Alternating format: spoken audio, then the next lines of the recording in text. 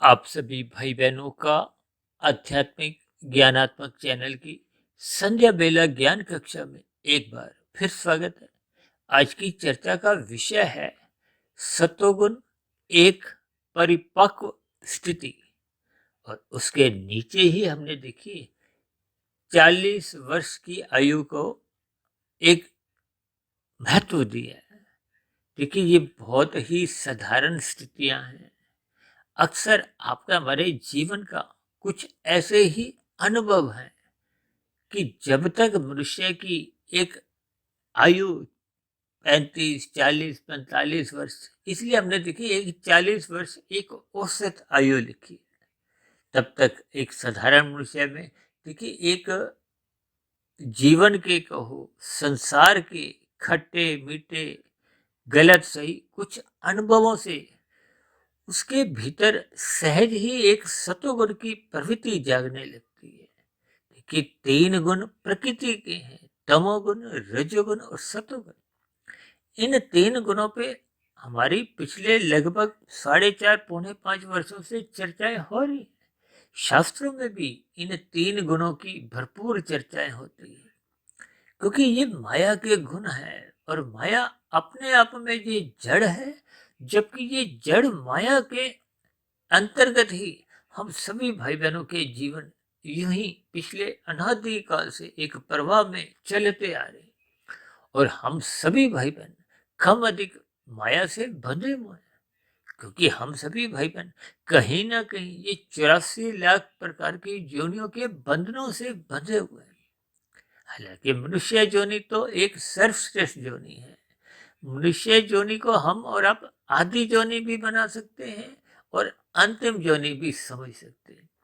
अंतिम जोनि का अभिप्राय क्या है कि जब हम इस मनुष्य शरीर को छोड़ते समय, मृत्यु के समय, आपको मैं पुनः जब भौतिक शरीर ये 84 लाख प्रकार की जोनियां जो कि कर्मों के आधार पर, जिस पर अक्सर हम देखिए कर्म फल सिद्धांत के अंतर्गत अपनी चर्चाओं को एक दिशा देते रहते हैं कि मनुष्य जोनि कर्म जोनि है और साधना जोनि का एक अवसर है।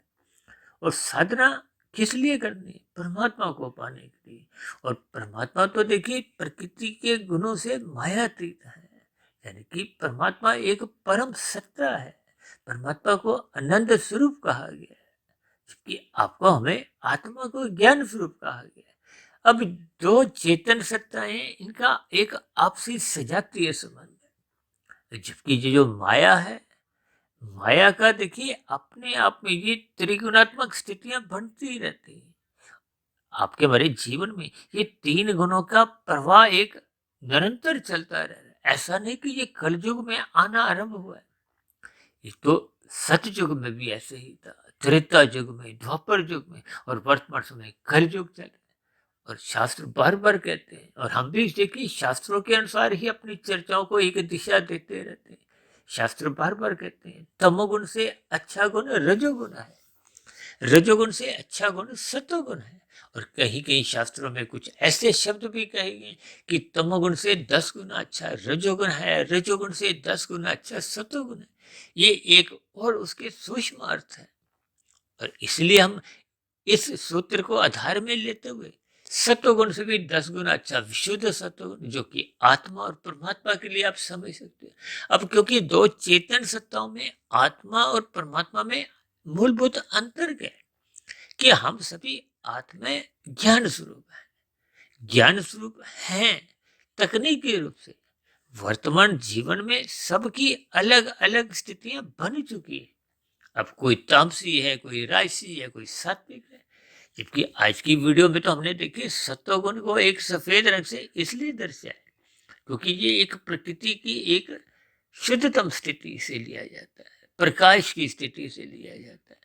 और ये जो भौतिक प्रकृति में यदि सूर्य का प्रकाश नहीं हो तो आपका मेरा जीवन भी संभव ही नहीं है, इसकी गति ही संभव नहीं है। देखिए, सूर्य का प्रकाश आने के बाद ही पूरे संसार की गतिविधियां एक दिशा लेती। आपका हमारा शरीर भी देखिए तब तक ही चलता है जब तक इसमें एक गर्मी बनी रहती है, प्रकाश बना रहता है। लेकिन ये बहुत ही सूक्ष्म स्थिति है। अक्सर हम प्रकाश को भौतिक प्रकृति से लेते हैं और ज्ञान को आध्यात्मिक प्रकृति से जोड़ते हैं। ये सभी स्थितियां अक्सर हम अपनी चर्चाओं में करते रहते हैं, लेकिन आज हमारा देखिए ये एक सत्वगुण को हमने एक समझदारी से जोड़ा है, ज्ञान की स्थिति से जोड़ा है। यानी कि ये जो एक परिपक्व स्थिति शब्द हमने जो आज लिखा है 40 वर्ष के साथ जोड़ा है, इसका अभिप्राय क्या है कि उससे पूर्व की आयु में आपकी हमारी समझ उतनी पूर्ण नहीं होती जितनी 40 के बाद होने लगती। इसका अभिप्राय क्या है? देखिए शास्त्र बार बार कहते हैं बचपन अवस्था अबोध मानी गई है। यहाँ अबोध का अभिप्राय देखिए भौतिक स्तर पर कम लिया जाता है, आध्यात्मिक स्तर पर अधिक लिया जाता है। क्योंकि बचपन अवस्था में देखिए भौतिक स्तर पर तो वो अपने जीवन की शिक्षा का आरंभ करते हैं। अब बच्चों को तो आजकल 2.5-3 वर्ष के होते ही प्ले स्कूल में भेज देते हैं, फिर नर्सरी कक्षा, पहली, दूसरी, तीसरी, चौथी, पांचवी, यानी कि उसका भौतिक ज्ञान के स्तर पर कुछ कुछ विकास होने लगता है। और ये बहुत ही आवश्यक है, क्योंकि भौतिक शिक्षा के बिना तो आपको हमारा जीवन को एक गति नहीं मिलती। और युवावस्था में आते आते आपको भी कुछ रोजगार चाहिए, चाहे अपना व्यवसाय चलाने की कुशलता हो या कहीं भी हम नौकरी करते हैं, तो ये सभी स्थितियां शिक्षा पर ही आधारित है।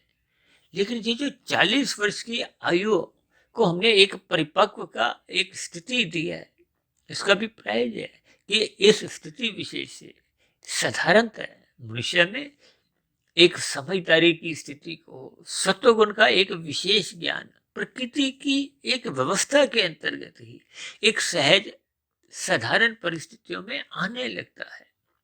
देखिए बचपन अवस्था में तमोगुण की प्रधानता होती है और किशोरावस्था से फिर युवावस्था, क्योंकि युवावस्था को हमने देखिए लगभग 40 वर्ष तक ही लिया है। उसके बाद की स्थितियां देखिए कुछ प्रौढ़ अवस्था की आरंभ हो जाती है।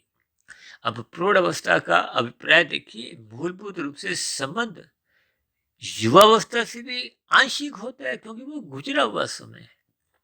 और प्रौढ़ अवस्था का जो आने वाला भविष्य है वो वृद्धावस्था का है। देखिए ये सभी स्थितियां स्थूल शरीर के स्तर पर बढ़ती रहती हैं, और ये कोई नई स्थिति पर मैं कोई चर्चा नहीं कर रहा, लेकिन इन सभी स्थितियों पर हम इसलिए चर्चा करते हैं ताकि हम अपने मिले हुए जीवन में सावधान हो, सचेत हो। परमात्मा ने तो आपको हमें बुद्धि दी है। बुद्धि देखिए सात्विक बने रहने से ही उसमें एक सहज ही विवेक शक्ति जगने लगती है, तीव्र बुद्धि होने लगती है, शास्त्रों का ज्ञान विज्ञान समझ में आने लगता है, गुरु के प्रवचनों के भावार्थ समझ में आने लगते हैं। ये शास्त्र मूलभूत रूप से जो कि वेदों को कहा गया है, और वेदों को तो अपुरुषी कहा जाता है, वो किसी ने भी लिखे नहीं, या यूं को कि हम सभी भाई बहनों के जीवन के एक दिशा निर्देश है। वो शास्त्र आपका हमारा मार्ग प्रशस्त करते हैं कि आपने हमने जीवन को कैसे जीना है। ये जो 4 स्थितियां हैं धर्म अर्थ काम मोक्ष, ये बहुत ही कर्मबद्ध तरीके से समझाई गई है। यानी कि धर्म प्रथम स्थान पे रहना चाहिए। धर्म का अभिप्राय सत्वगुण से है, गुरु से है, शास्त्रों से है, और परमात्मा से तो विशेष रूप से, क्योंकि धर्म ही आपको में परमात्मा के मार्ग पर चलने की एक स्थितियां बनाता है। धर्म ही आपको में अपने जिम्मेदारियों से अवगत कराता है। धर्म ही बने रहने से समाज में एक सुशासन बना रहता है। धर्म के कारण ही समाज में सुख शांति बनी रहती है, प्रकृति के वातावरण में शुद्धता बनी रहती है। अक्सर हम इस धर्म को देखिए यातायात की लाल बत्ती हरी बत्ती से जोड़ते हैं कि हरी बत्ती पे ही आपको हमें चलना चाहिए, ये आपका हमारा एक कर्तव्य है। लाल बत्ती पे रुकना आपका हमारा एक कर्तव्य है। इन सभी स्थितियों को आपको हमें ज्ञान पूर्वक समझना होता है। यदि मनुष्य अपने मिले हुए जीवन की स्थिति में अपने कर्तव्य कर्मों को ईमानदारी से पालन नहीं करता, तो कहीं ना कहीं उस मनुष्य द्वारा उस समाज में एक बुराई का एक बीज अंकुरण होने लगता है। और जब एक मनुष्य बुरे मार्ग पर चलता है, उसको देख के 10 और चलते हैं, 10 को देख के 100 चलने लगते हैं। तो जब अधिक मनुष्य बुराई मार्ग पर चलने लगते हैं, तो फिर स्थितियां बिगड़ने लगती हैं। इसलिए तो भगवान श्री कृष्ण जी ने गीता में बार बार इस बात को जोर देकर कहा है कि जब जब धर्म की हानि होती है, धर्म की हानि का अभिप्राय क्या है कि जब लोगों के विचार में सात्विक स्थितियां कमजोर होने लगती है, सत्संग की न्यूनता होने लगती है, तो फिर ऐसी स्थितियों में देखिए प्रकृति के दो गुणों का बोलबाला बना रहता है, रजोगुण और तमोगुण का। अब क्योंकि कलयुग चल रहा है, कलयुग का अभिप्राय देखिए उस स्थिति विशेष से है जब तामसी मनुष्यों का अधिक बोलबाला बना रहता है। देखिए सतयुग में तो सात्विक स्थितियां 100% मजबूत होती हैं। कहते हैं धर्म के तो 4 पांव हैं, इस पर भी हमने एक बार वीडियो बनाई थी। सतयुग में चारों पांव मजबूत बने रहते हैं, जबकि त्रेता युग में इन पांवों में कुछ कमजोरी आने लगती है, एक पांव टूटने लगता है। देखिए जब चारपाई पे हम आराम करते हैं, आराम करने का मतलब क्या है कि आपका हमारा जीवन सुचारू रूप से चले, सभी भाई बंधुओं में, प्रकृति के सभी जीवों में सुख शांति का वातावरण हो। लेकिन जब धर्म की एक टांग टूट जाती है, एक चरण कमजोर हो जाता है, तो उसको त्रेता युग से जोड़ा गया है। फिर और कमजोरी आती है तो उसको द्वापर युग से। और जब ये कमजोरी देखिए चारों स्थानों पे आने लगती है, तो फिर जो समाज में एक अनुशासनहीनता देखने को मिलती है, जो कि वर्तमान समय देखिए कलयुग का एक आरंभ है। कलयुग की आयु तो 4,32,000 वर्ष है, उसमें मात्र अभी 5,125 वर्ष ही बीते। और कभी कभी हमें ऐसा लगता है कि लगभग 50-60 साल पहले तो सतयुग की स्थितियां थी, लोगों का धर्म के प्रति एक विशेष रुचि भी रहती थी, अपने कर्तव्य कर्मों को निभाने की एक इच्छा बनी रहती थी। लेकिन वर्तमान समय में लोग अपनी जिम्मेदारियों से मुंह चुराने लगे हैं। ये सभी स्थितियां कब उत्पन्न होती हैं? जब मनुष्य के पुरुषार्थ में अर्थ और काम की एक प्रबलता दिखने को मिलती है, धर्म प्रथम स्थान से हटा दिया जाता है, मर्यादाएं टूटने लगती हैं, तो फिर निश्चित रूप से अर्थ और काम जो कि वर्तमान समय में दिखाई दे रहा है, ये फिर अपना एक नंगा नाच खेलने लगती है, जिसके फलस्वरूप समाज में संघर्ष की स्थितियां उत्पन्न होने लगती हैं। संघर्ष की स्थितियों में देखिए किसी का भी कोई लाभ नहीं होता।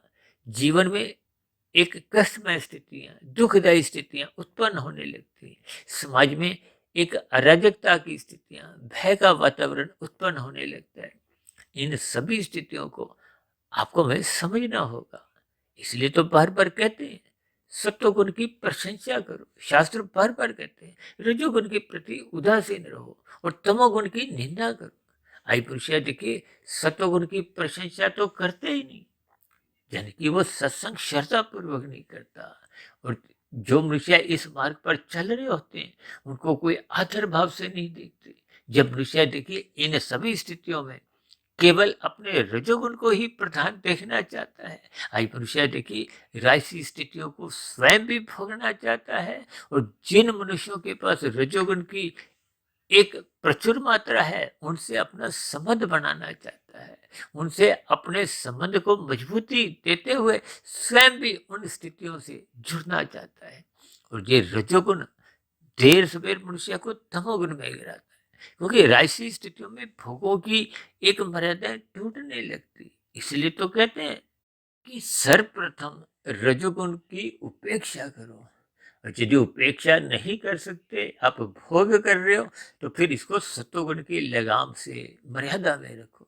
जैसे हम गाड़ी चलाते हैं, अब गाड़ी में यदि ब्रेक नहीं होगी तो जहाँ कहीं भी आपने रुकना होगा वो गाड़ी रुकती नहीं है, वो अन्य वाहन से टकरा जाती है, दूसरों को भी नुकसान करती है, अपना भी नुकसान करती है। यही आज राशि विषय की स्थिति है। अब किशोर अवस्था से ये रजोगुण प्रधान होने लगता है, युवावस्था में ये नाचने लगता है। अब जब जब रजोगुण प्रधान होने लगता है तो फिर मनुष्य ऐसी स्थितियों में सत्वगुण की उसके जीवन में न्यूनता बनने लगती है। अब देखिए ये जो सत्वगुण की न्यूनता होने पे फिर वो अज्ञानता में जीता है। कहते हैं ना युवावस्था में जोश होता है, जोश का अभिप्राय गति से है, उसकी दिनचर्या में जो एक भागदौड़ बनी रहती है, जल्दबाजी बनी रहती है, जोश होता है, होश नहीं होता। होश का अभिप्राय क्या है? प्रकाश से है, ज्ञान से है, परिपक्वता से है। और ये जो हमने आज 40 वर्ष की स्थिति लिखी है, इसका अभिप्राय ये है कि जैसे जैसे उम्र में वो आगे बढ़ता जाता है, तो वो जो पहले के लिए गए निर्णय होते हैं, उनके परिणाम आने आरंभ हो जाते हैं। देखिए, जब परिणाम आने लगते हैं तो फिर मनुष्य को कुछ महसूस होने लगता है, अपनी गलतियों का एहसास होने लगता है। उन गलतियों से जो मनुष्य सीखने लगता है, तो फिर वो एक सत्वगुण की परिपक्व स्थितियां होती हैं। और यदि मनुष्य उन स्थितियों में भी जागता नहीं है, आज मनुष्य देखिए 50 वर्ष 60 वर्ष की आयु से ऊपर जो हो चुके हैं, देखिए जो 60 70 80 वर्ष के हो चुकी हैं, यदि उनमें भी रजोगुण की ही प्रधानता है, लोग जन्मदिन शादी की सालगिरह में एक राजसी स्थितियों को एक विशेष लगाव से भोगते हैं। ये जो खेल तमाशे मौज मस्ती की स्थितियां हैं, सैर सपाटे, ये सभी स्थितियां राशि मानी गई हैं।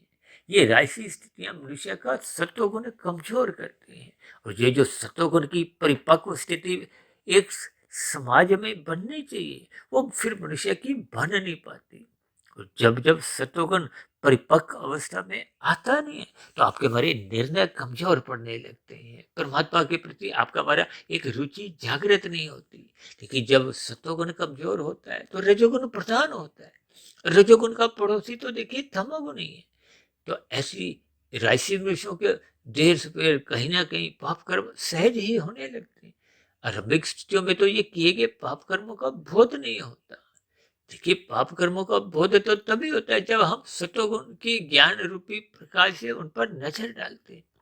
और जब सत्वगुण ही कमजोर होता है, तो फिर मनुष्य में तमोगुण रजोगुण की स्थितियां ही अपने आपके हमारे जीवन को फिर वो आगे दिशा देते रहते हैं। इसलिए मेरी आप सभी भाई बहनों से विनती है कि ये जो 40+ जो आयु हमने लिखी है, इस स्थिति विशेष में आपको हमें सचेत हो जाना चाहिए। वैसे तो देखिए, स्थूल शरीर के स्तर पर, सूक्ष्म शरीर के स्तर पर कुछ परिस्थितियां एक प्रकृति के अनुसार अपने आप ही सात्विक स्थिति मजबूत करने लगते हैं। लेकिन जब जब हम उस प्रकाश को, उस परिपक्वता को महत्व नहीं देते, तो फिर वो जो परिपक्व स्थितियां एक अंकुरन रूप में अपना स्थान बनाने होती हैं, उन छोटे छोटे पौधों को हम बड़ा होने नहीं देते, तो फिर ऐसी स्थिति विशेष में आपके हमारे जीवन में देखिए, वो राजसी और तामसी स्थितियां ही बनी रहती हैं, जिसके फलस्वरूप आपका हमारा देखिए प्रौढ़ अवस्था फिर वृद्धावस्था में भी वही स्थितियां बने रहने से आपका हमारा कर्माशय कोई अच्छा नहीं बनता। देखिए, ये सभी स्थितियां मैं बहुत ही कर्मबद्ध तरीके से परमात्मा के आशीर्वाद से, गुरुओं की प्रेरणा से आपको समझाने का एक प्रयास कर रहा हूँ। हो सकता है मेरे समझाने में देखिए कुछ कर्मबद्धता में कुछ त्रुटियां रह सकती हैं। हालांकि इन ब्रह्म मुहूर्त में बनने वाली ये चाहे संध्या बेला ज्ञान कक्षा की वीडियो हो, चाहे ब्रह्म मुहूर्त ज्ञान उपदेश कक्षा की वीडियो, क्योंकि ये सभी वीडियो हम केवल परमात्मा के आशीर्वाद से केवल ब्रह्म मुहूर्त के समय विशेष में ही बनाते हैं।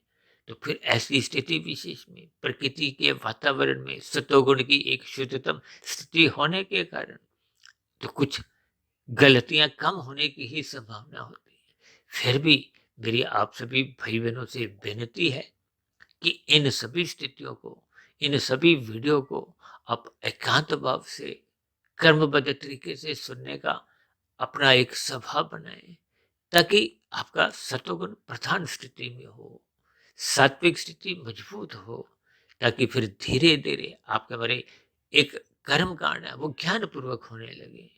देखिए, जैसे जैसे कर्म कांड ज्ञान पूर्वक होने लगते हैं, तो फिर आपका हमारा सत्वगुण एक परिपक्व अवस्था में पहुंचने लगता है, परमात्मा का ज्ञान विज्ञान समझ में आने लगता है।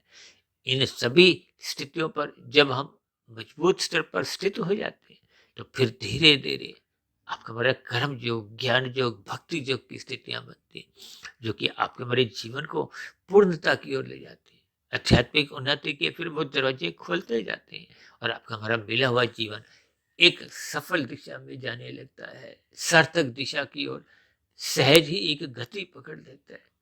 तो मेरी आप सभी भाई बहनों से विनती है, इन सभी स्थितियों पर आप कर्मबद्ध तरीके से ज्ञान पूर्वक चिंतन करें और अपनी अपनी आयु के दहलीज पर इस सात्विक स्थिति को अधिक से अधिक संग करते हुए रात को जल्दी सोने का एक स्वभाव बनाएं और सुबह ब्रह्म मुहूर्त में उठने की अपनी स्थिति मजबूत करें।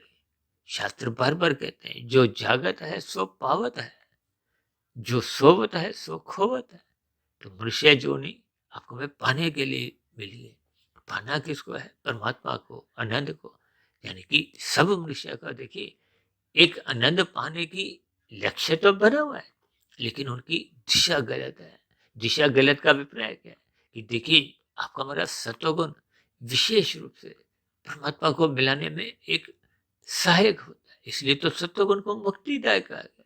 जबकि ये रजोगुण और तमोगुण ये बंधनदायक है। तमोगुण तो देखिए प्रत्यक्ष रूप से ही बंधनदायक है, इसीलिए इसकी निंदा की जाती है। और रजोगुण भी अप्रत्यक्ष रूप से देर सवेर मनुष्य को सत्वगुण कमजोर करते हैं और तमोगुण में गिराने की संभावनाएं बढ़ाने लगते हैं। इसीलिए कहते हैं रजोगुण की भी उपेक्षा करो। तो इन सभी स्थितियों के आपको मैं भावार्थ समझते हुए अपने मिले हुए जीवन को एक परिपक्व स्थिति यानी कि सत्वगुण की दहलीज पर पहुंचाना है, ताकि हम परमात्मा से जुड़े, परमात्मा के ज्ञान विज्ञान को समझें और अपने मिले हुए जीवन को सफल करें, सार्थक करें। इन्हीं शुभकामनाओं के साथ अब चर्चा विशेष को यही विराम देते हैं। कल सुबह फिर मिलते हैं ब्रह्म मुहूर्त ज्ञान उपदेश कक्षा में। तब तक आप अपने आध्यात्मिक मित्र सुधीर भाटिया फकीर को इजाजत दें।